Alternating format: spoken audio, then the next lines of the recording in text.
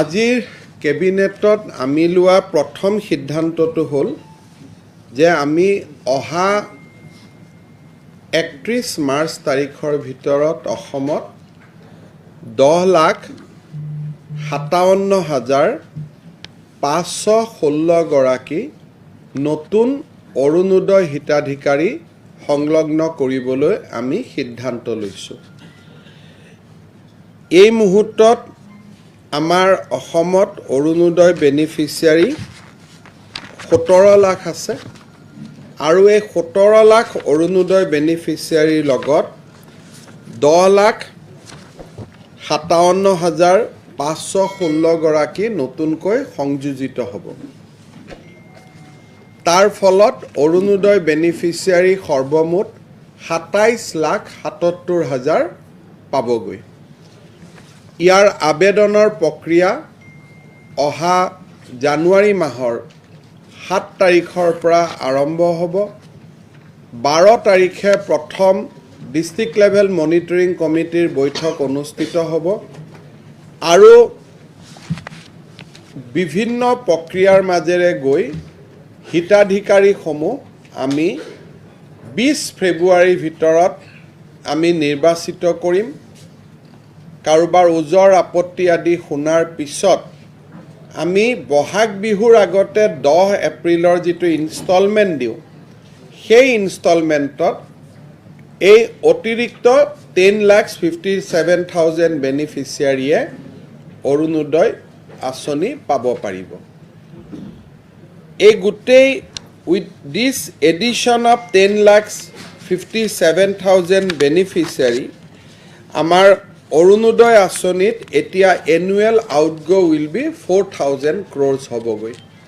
তাৰমানে এই গোটেই মানুহখিনিক যেতিয়া আমি অৰুণোদয় দিব যাম, তেতিয়া আমাৰ annual outlay for Arunodoi will become 4,000 crores।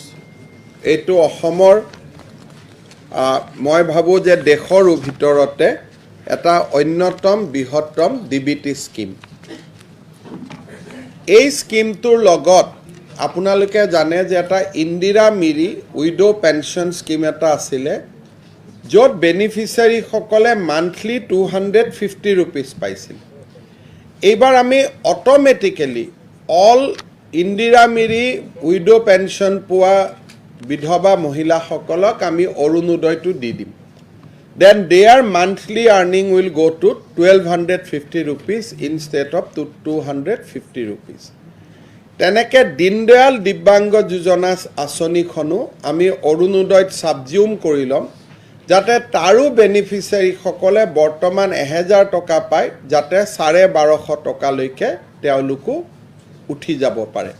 গতিকে অৰুণোদয়ত এতিয়া দুইখন আঁচনি, ইন্দিৰা মেৰী উইডো স্কিম বিধৱা পেনশ্যন আঁচনি আৰু দীনদয়াল দিব্যাংগজন পেনশ্যন আঁচনিও ছাবজিউম হৈ যাব, যাতে সকলোৱে 250 টকা বা 200 টকা মান্থলি পোৱাৰ জেগাত তেওঁলোকে যাতে 1250 টকা অৰুণোদয় পাব পাৰে।